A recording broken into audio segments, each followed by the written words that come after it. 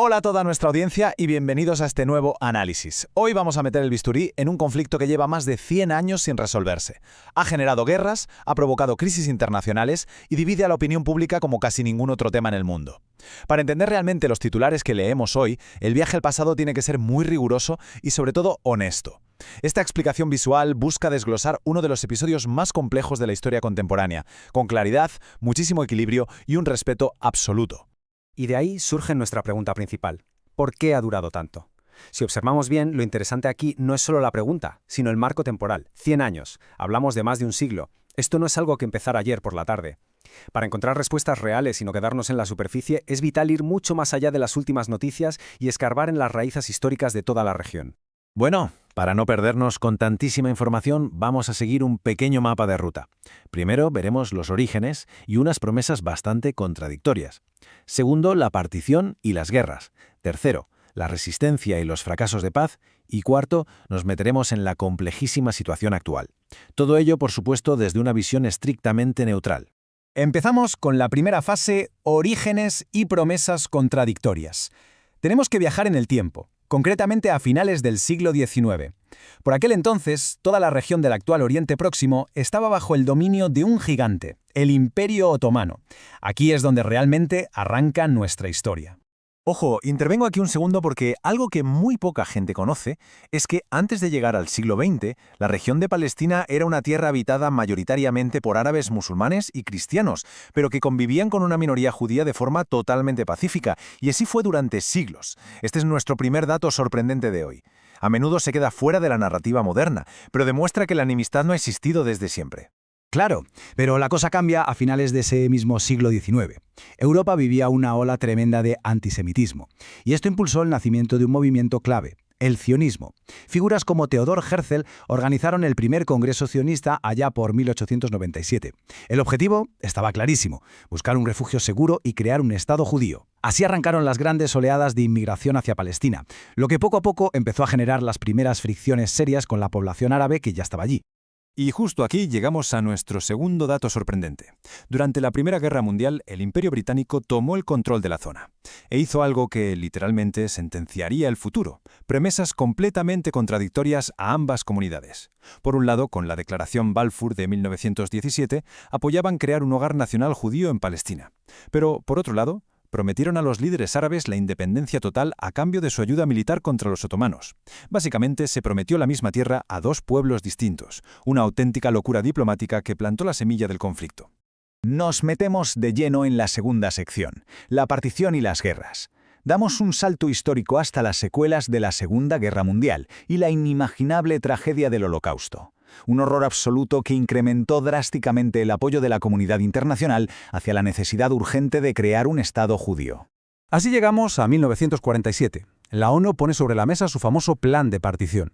La propuesta era dividir el territorio en dos estados independientes, uno judío y uno árabe, dejando la ciudad de Jerusalén bajo control internacional.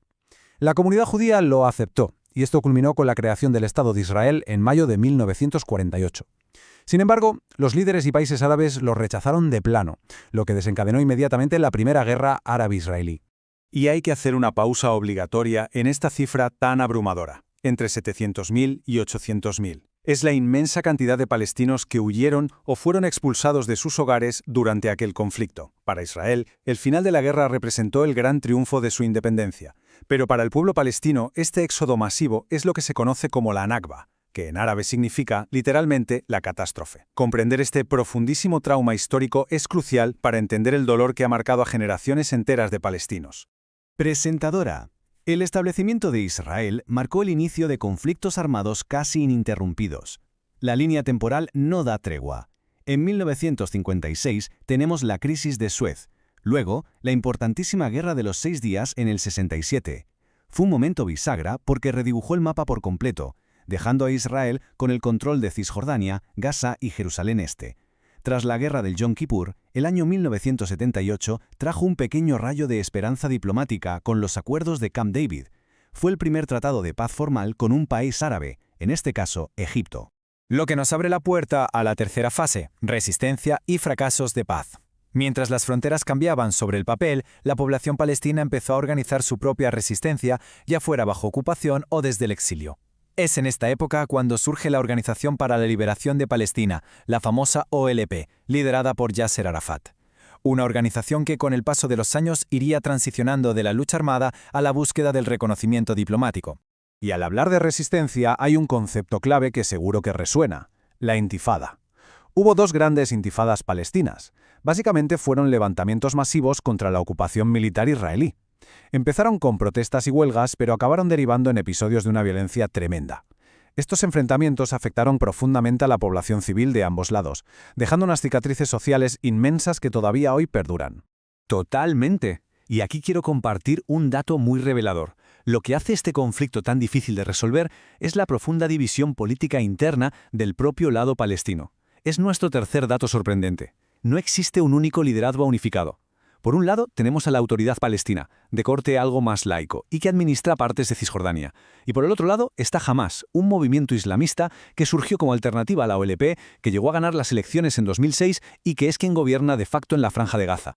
Al mismo tiempo, el mundo entero intentaba buscar la paz con esfuerzos monumentales. En 1993, los históricos acuerdos de Oslo lograron algo impensable: el reconocimiento mutuo. Parecía que la solución estaba al alcance de la mano, pero el segundo paso de este cronograma lo cambió absolutamente todo. Así es, y aquí comparto el cuarto dato sorprendente de la historia. El proceso de paz sufrió un golpe letal, pero desde su propio bando. El primer ministro israelí y principal impulsor de los acuerdos, Isaac Rabin, fue asesinado en 1995. ¿Por quién? Por un extremista radical de su propio país. Un shock total. Esto paralizó el proceso por completo y derivó finalmente en el colapso absoluto de las negociaciones de Camp David en el año 2000. Y de aquellos lodos, estos barros. Llegamos a la cuarta y última sección, la compleja situación actual. Tras décadas de cumbres, tratados rotos y promesas incumplidas, la realidad sobre el terreno es intrincadamente difícil. Entenderla nos va a exigir nuestra máxima capacidad de comprensión y equilibrio. Gran parte del apoyo internacional sigue volcado en la solución de dos estados. Sin embargo, hay 4 obstáculos gigantescos que tienen el proceso completamente paralizado. 1. La continua construcción de asentamientos israelíes en Cisjordania. 2. El control y estatus de la histórica ciudad de Jerusalén. 3. La firme exigencia del derecho de retorno para los refugiados palestinos. Y 4. Las legítimas preocupaciones de seguridad nacional del Estado de Israel ante amenazas constantes. Presentador B, imaginemos esta mezcla. Todos estos obstáculos, sumados al prolongado bloqueo sobre la Franja de Gaza, conformaron una auténtica olla a presión que terminó estallando recientemente. El 7 de octubre de 2023, Hamás lanzó un brutal ataque coordinado sobre territorio israelí. Un evento sin precedentes que desencadenó una masiva respuesta militar de Israel sobre Gaza. Hoy, el altísimo impacto en la infraestructura civil y la gravísima crisis humanitaria resultante han puesto este conflicto, una vez más, en el centro de la máxima urgencia mundial. Y todo esto, sinceramente, nos obliga a frenar un momento y hacer una profunda pausa. Porque más allá de los mapas, de los tratados y de la alta política, existe una tragedia humana absolutamente devastadora. Hay que decirlo alto y claro, ninguna narrativa histórica justifica jamás la violencia contra civiles inocentes. El inmenso dolor de una madre que pierde a su hijo es exactamente el mismo, da igual si está llorando en las calles de Tel Aviv o bajo los escombros en Gaza. Cerramos este análisis poniendo una gran interrogante sobre la mesa. Después de haber repasado la inmensa complejidad de un siglo entero de historia, la pregunta final es casi obligada. ¿Existe realmente una solución posible al conflicto israelí-palestino o estamos atrapados en un callejón sin salida? Para aportar soluciones reales, primero hay que entender la historia dejando a un lado los juicios simplistas y siempre desde el respeto más absoluto. Muchísimas gracias a quienes nos acompañan en este necesario ejercicio de rigor, empatía y memoria.